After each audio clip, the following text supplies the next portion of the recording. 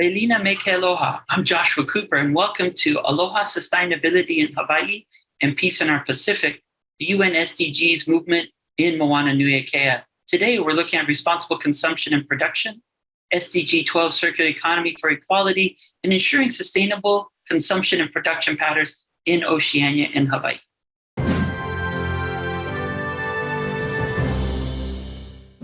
Aloha. Today, it's an honor to welcome you as we look at SDG circular economy for equality, based on an exciting local 2030 Islands Network communities of practice being hosted in Hawaii with Hawaii Green Growth. Today, we have three amazing guests from who are in Hawaii this week throughout Oceania. I'd like to welcome Christina first, and thank you, Christina, so much for joining. Can you share with us, with Pacific Tourism Organization, why is this issue so important and imminent in our islands? Thank you, Josh. Aloha and talofa lava and Pacific greetings. The issue of sustainable tourism and regenerative tourism is so important to the Pacific as a region because we have finite resources, and that's the bottom line.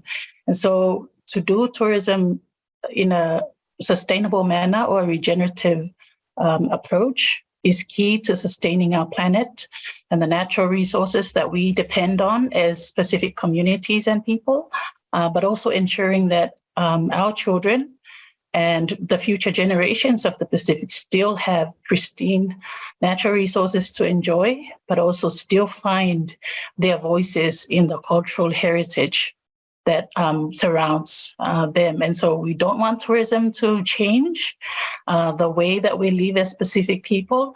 And so we want to make sure that tourism is done properly from the start. And that's why it's so important to look after tourism properly, plan it well, manage it well for the future generations of the region. Such an excellent point. And the UN SDGs provide 17 global goals to accomplish and actualize this 2030 agenda around the world. And UN SDG 12 ensures we can reduce and reverse the overconsumption to balance and build back better for a collective future. And Francis, could you share with us a bit how and what you do there and why it's so important as we look at this imminent issue? Thank you, Joshua. It's a pleasure to be here. Yahweh and Aloha. I'm from the Marshall Islands and from the Office of Commerce, Investment, and Tourism. And the role regenerative tourism and SDG 12 was it? It looks at production, sustainable production and consumption. As you know, Marshall Islands is a atoll nations with we're ground zero to climate change. Very low lying islands.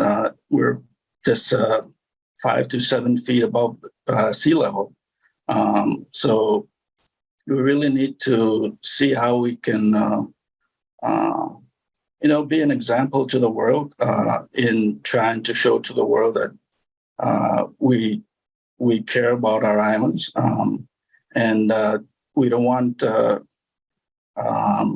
carbon emissions, and we want to see how we be an example to the world in trying to get rid of global emissions, trying to bring it down to a level that the world can live with.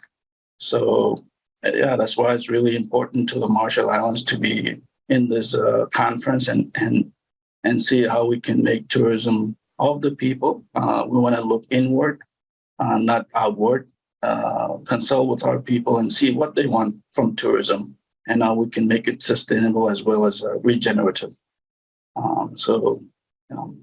That's it. Mahalo, thank you so much. Bermance, maybe you can share with us a bit why this issue is so imminent and important in our island. Well, thank you very much, Josh. Hello, and Kaselelia. Eversum is a small island nation that trying to develop and sustain its economy. Through tourism, we're looking at, we created our sustainable tourism policy back in 2016. So with that, we're trying to incorporate all the productive sectors to be part of tourism, our efforts in promoting our tourism products. So sustainability is very vital and key issue for us as an island nation. We need to look at it both sustainably and how our future generation can benefit from. Thank you. Mahalo. And as we look at this, we know that our planet has provided us with an abundance of national resources, and Oceania offers all necessary for our large ocean nations to provide for our people. SDG achieves the sustainable management and efficient use of national resources. It also looks at reducing waste generation through prevention, reduction, recycling, and reuse. But what I think is so important that you're sharing and what you do on a daily basis throughout Oceania is SDG promotes universal understanding of sustainable lifestyles with relevant information and awareness for sustainable development and harmony with nature. Can you share with us what impact you're having in your amazing programs and what inspires you to do this every day? Christina? Thank you, Josh. For me, working at the Pacific Tourism Organization, we take a regional approach to the work that we do, of course, to support our 20 Pacific Island member countries. And for us, from that level, we can see similar challenges that countries are facing, and therefore develop, guidelines and policies that support the countries in addressing the issues that they are facing at country level. Of course, waste management is one big issue, and we've been discussing that this week with the other island countries from around the world. And so we're not alone, definitely, in the challenges that we face. But also, aside from waste management, we can see that tourism is contributing a lot to carbon emissions with our visitors coming, from afar. And that's an issue that tourism will continue to face, a challenge that tourism will continue to face in the future if technology and the aviation industry does not move into a greener direction. But also, I wanted to talk about water and energy, which contributes a lot to the cost of operating businesses in the Pacific, but also the impact that we generate and the pressure that we place on our local communities, but also the resources, because visitors are sharing water, are sharing energy with the local communities and the visitors. And so that's, all of that together means that we need to find ways of working together. And in my work, we develop regional policies that can help provide direction to support the countries at the national level. And so we have a Pacific Sustainable Tourism Policy Framework that has been endorsed by our ministers in 2021. We hope that framework will provide guidance and not really prescribe the solutions, because countries face different challenges in their own context. And so we hope that, in a small way, policies and guidelines, for example, as well as capacity building and partnerships, can support governments through the national tourism organizations, support the work with the private sector, but also communities that they work with in the tourism sector. So that's what inspires me every day to do my work. And I do hope that through this work, we're able to mobilize more partners and learnings from across the islands in the world to support our journey forward. Mahalo, Christina. That was so insightful. And it really does point out how the Sustainable Development Goals are all interconnected. You brought up water as well as energy. So that's SDG 6 and 7, even though we're discussing 12, they're all connected. And that also reflects the indigenous philosophy where all of our islands understand the interconnectedness of all aspects of life, species, humanity, and nature. Francis, can you share with us a bit about what impact that you see your organization having and what inspires you as well? Okay.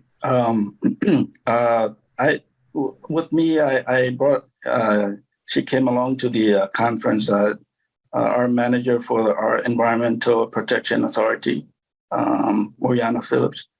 She's in the meeting, but we've been looking in how to deal with our solid waste issues.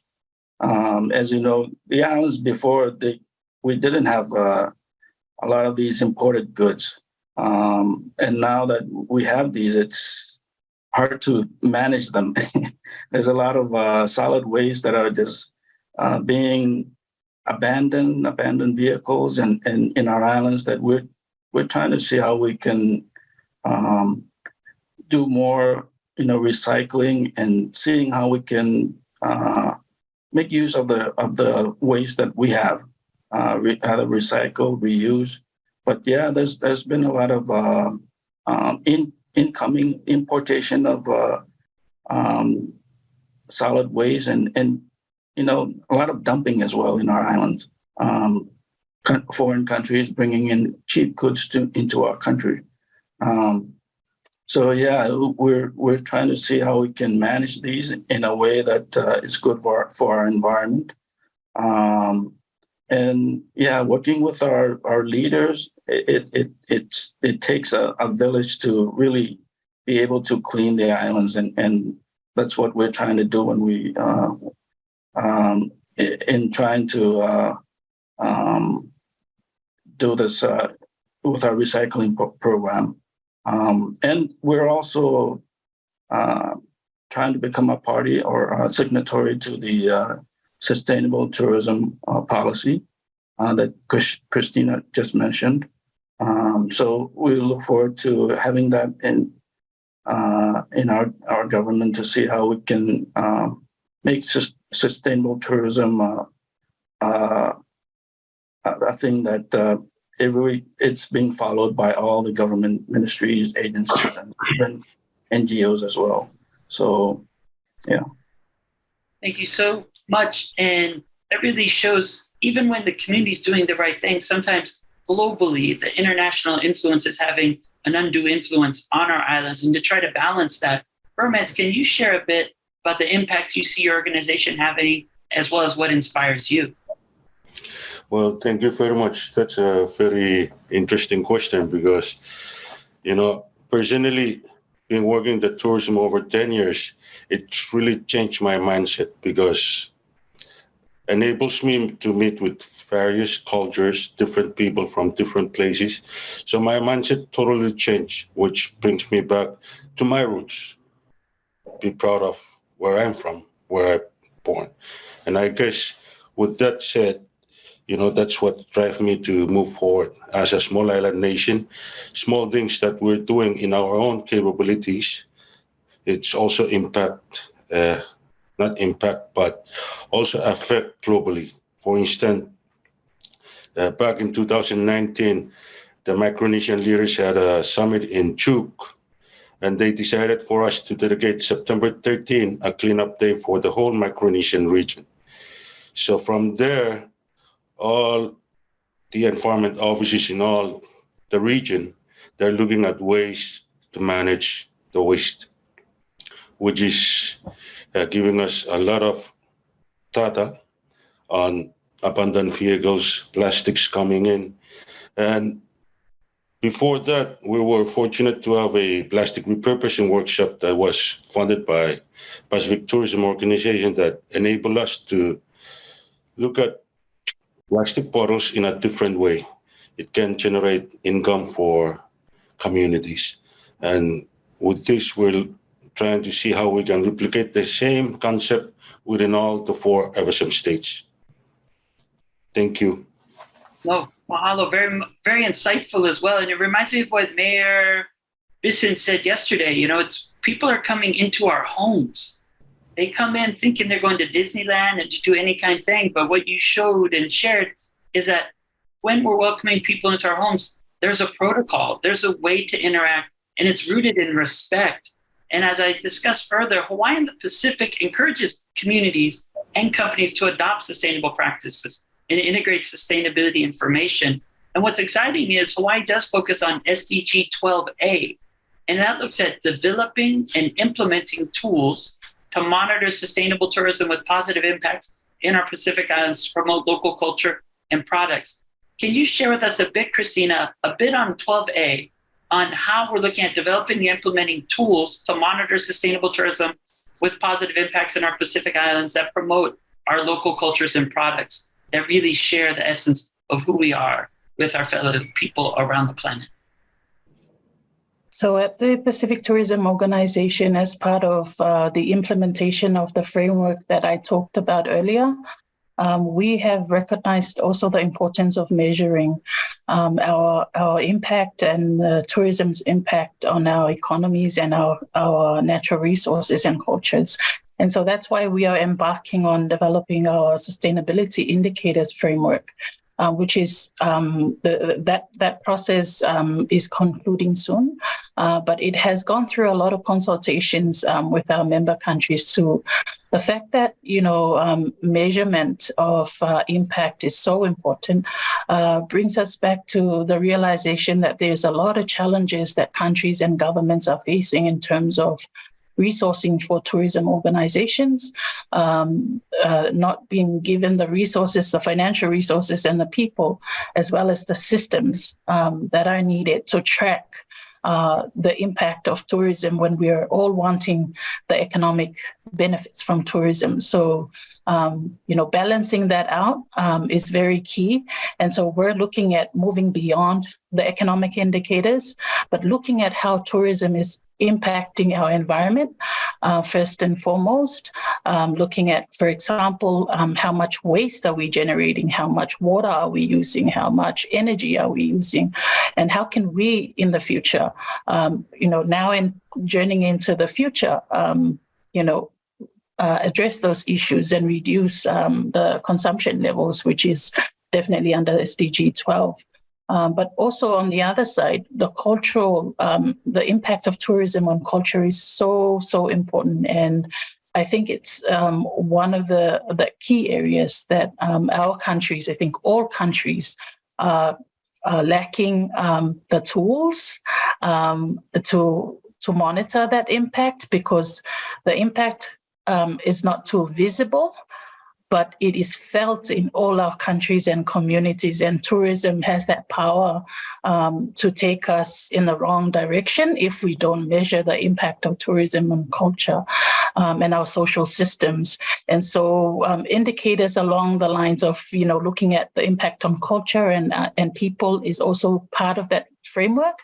And I'm not going to dwell on all these, frameworks that we are going to be working on. But I think also it's important to now recognize our own traditional systems of reviewing our own impact and apply that to tourism. So we need to give our communities the space to tell their stories, but also say enough is enough. And this is too much for us, or this is the way we want to go. We don't want this kind of tourism, but that kind of tourism, because it doesn't put a lot of pressure on our village or our children.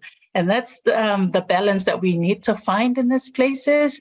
And one of the things that I'm looking forward to working on and learning more from, definitely from Hawaii and the way that it's gone in terms of its sustainability indicators, but also from other islands across the world. So this is really going to be making a lot of changes in the way we see tourism's impact in the future. Oh, it's so important to really think about what matters most. And I think that's what Mayor Bisson was sharing yesterday, is we have to consider at what price. And so I think while people look at price, he was pointing out people first, then the prosperity and what he labeled kama'aina prosperity. Then from there, it's about partnership, as you're sharing, learning from one another, that peer partnership. And then it's about planet, making sure that the planet is there for future generations. Because if we do not take care of this one Earth, this island Earth, there will be nothing for future generations. And then the last one is really peace, or as we talk about here in Hawaii, ono, harmony. And that's why I think what you're sharing about the ideas and the impact are so valuable as we look at SDG 12A. Francis, can you share a bit as well? Yeah, the well-being metrics, I think that's a good indicator of how we're doing in trying to make our countries not only be welcoming to tourists, but arrivals, but also trying to make our islands more livable for our people so that it can be more visitable. And we've been working with, first of all, I want to also mention in regards to solid waste management that our government developed a program of recycling plastics and cans and even bottles. And that really worked well with trying to clean up the islands. So those kinds of programs are what we're looking at to see how we can, clean up the islands and make it more good for our visitors. Our government is also looking at ways to, they call it the One Island, One Product, as well as be Marshallese, buy Marshallese. We're trying to see how we can develop our local industries to be able to, because our tourism, our country is very young, and our tourism industry is very, and it's still in its infancy stage. Yeah. So we're trying to see how we can grow it in a way that it's good for our people, and also welcoming to our visitors. So we've got a long way to go, but we're getting there, and we're looking at policies that, for example, the sustainable tourism policies that will help us to grow in a way that it's sustainable and regenerative. Thank you. No, and I love how you brought up well-being. I mean, that's the most important point. We see Aotearoa changing from GDP to look more at well-being. And you see that around the world with Bhutan looking at gross national happiness. We were thinking of an Aloha index. And it's heartening also to show the thought and the depth of emotion that you have to balance what direction tourism goes to make sure that it doesn't impact the cultures in an adverse way. Bermance, can you share a bit as well about how 12A, that aspect that we can look at going forward? Thank you, Josh. In the for us, that's a shortfall that the government has. We don't have the measurement or monitoring and evaluation of all the projects. It's not in there. So I think because of me being here, I kind of see the necessity of monitoring and evaluation to be part of any project, because it will give us the planning stage. I'm not planning, during the implementation stage will give us the insight of what needs to be changed. So, measurement, it's a shortfall for us, and it's a great opportunity that we are a developing island nation, and for us to capitalize on our shortfall so that we can move our nation in the right direction. So I believe the measurements, that's something that we have to move forward with, look into, and then move forward. Thank you. That's a great point, because if we measure it, we point out that it matters and how meaningful it is. And as we look at sustainable consumption and production, we know in the island perspective, it's harmonious, holistic, circular development rooted in the host culture. The SDG 12 also challenges unsustainable patterns of production and consumption, as well as central causes of our triple planetary crisis that you've hinted at: climate change, biodiversity loss, and pollution. Real quickly, what are some of your visions for the future in our islands? Because you provided such a comprehensive aspect of the campaigns and the actions being taken. What is your vision for the future as we go forward? Josh, my vision for the future is that tourism will be benefiting our communities and empowering them. And that's what at the regional level we have agreed to in moving forward. And it really means that we want to see tourism benefiting our people. So people-centered tourism is key, but also looking at our communities, giving them opportunities to benefit from tourism and not tourism to benefit from communities. And the other part of our vision too is looking at making our cultures very visible and valued, not only by visitors, but also our own people. If we're not proud of who we are, then we can never be able to instill those values in the visitors that come to our shores. And last but not the least, we also want to see tourism accelerating climate action, but also making sure that we're protecting our natural resources. So aiming for healthy islands and oceans as part of the framework that we're looking at and moving forward. So hoping for a better type of tourism for my country, Samoa, but also for the rest of the Pacific region. So yes, that's what the vision that I have for the future. Thank you. So succinct, almost 3 V's. First, having the values, then the voice of the people, and then the vision as you're sharing. Francis, moving on to you about your vision. Well, having more get-togethers like we're having here at the 2030 Islands Network.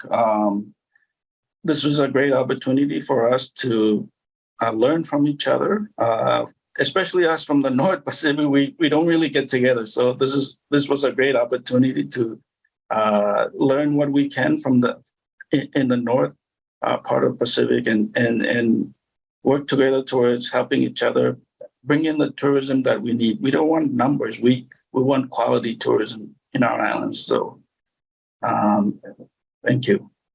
Mahalo. And Bermance, continuing.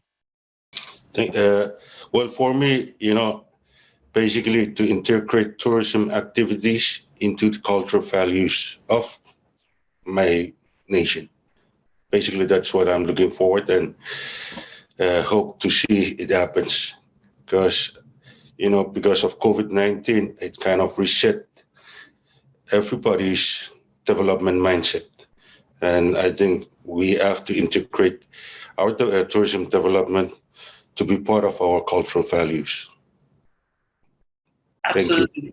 Wonderful, and appreciate all your perspectives. And Francis, definitely this week, it's been wonderful to meet with us in the formal sessions, but also the informal, where we're able to have a new relationship, not of exploitation, but really exchange, genuine understanding and learning from one another, and look forward to having more in the future. As we conclude, we know Hawaii and the Pacific are promoting a better people-centered approach to advance our economies, balancing equality and equity with our beautiful ecology. So thank you all, and look forward to continuing this partnership that we planted the seeds for this week here and going forward into the future. Mahalo.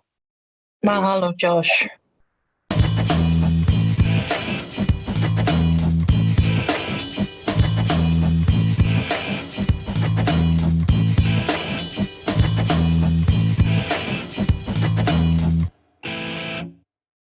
Thank you so much for watching Think Tech Hawaii. If you like what we do, please like us and click the subscribe button on YouTube and the follow button on Vimeo. You can also follow us on Facebook, Instagram, and LinkedIn, and donate to us at thinktechhawaii.com. Mahalo.